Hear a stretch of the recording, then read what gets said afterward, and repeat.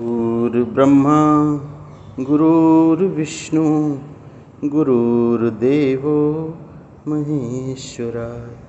गुरुर्साक्षात् परब्रह्म है, तस्मै श्री गुरुवे नमः। दंडोत वंदन अनेक बार, सर्व कला समर्थ डोलन तेरा खो प्रभु, नानक दे कर हथ। सब संतन को बंदगी और कोटि कोट प्रणाम। कीट न जाने भृंग को गुर कर ले, आप समान गुर कर ले आप समान।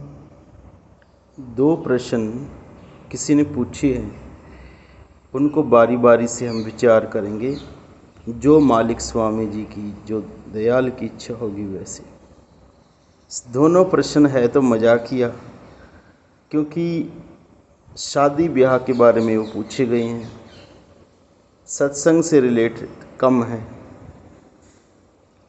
एक ने पूछा है, शादी को थोड़े दिन है, मुझे मार्गदर्शन करे, मेरा मार्गदर्शन करे कि कैसे मुझे निर्वाह करना चाहिए, कैसे मेरा जो जीवन है ठीक चले आगे। उसके लिए कोई मुझे टिप्स या कोई संकेत कीजिए। भैया शादी के बारे में तो ऐसा है, हो सके तो बच जा, और अगर विधि विधान है तुम्हारा करना ही है, तुमने तो सीधी बात है, कोई माड़ी चीज़ नहीं है। सभी तरह के अवतार संत महापुरुष लगभग ग्रस्त बहुत ज़्यादा हुए हैं, विरक्त कम हुए हैं, और जो घर में विरक्त हो जाए वो तो बहुत ही कम हुए हैं। तो इसमें बहुत सारे उत्तर हैं। तो सीधा सीधा काम है, आपको गृहस्थ में दो ही चीज़ों का ध्यान रखना पड़ता है। एक ये कि सबसे बड़ी ज़रूरत है, जो नीड हो जाती है ना घर की, उसको आप नोट करें। जो भी होती है, रोटी कपड़ा मकान इलाज, ये तो महत्वपूर्ण है। इसके अलावा कुछ भी, जो भी आपस में बात करके बैठ के समन्वय बना के विचारों को आपस में मिला के, और जो भी आपको लगे कि हाँ ये ठीक है, ये भी नीड में शामिल है, उसको नोट करें। उन चीज़ों को कभी कम ना होने दें।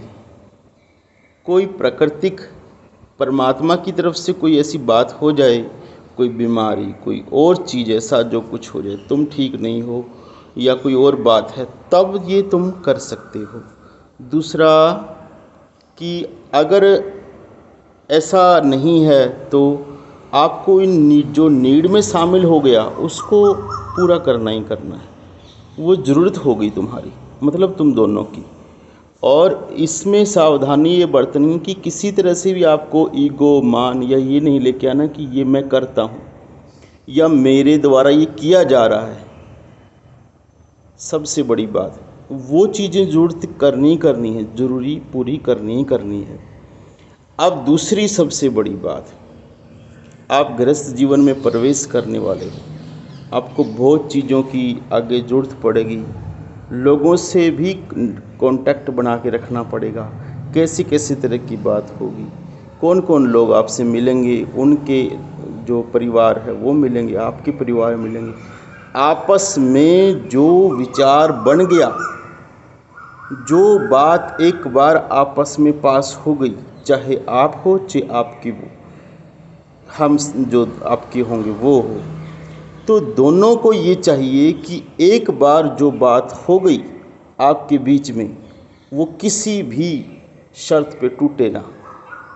अगर आपने कहीं के लिए हाँ कही है तो उनकी भी हाँ ही होनी चाहिए, किसी भी तरह से वो अलग न जाए। उनको अगर आपसे लॉयल्टी चाहिए तो आपको भी उनसे लॉयल्टी चाहिए।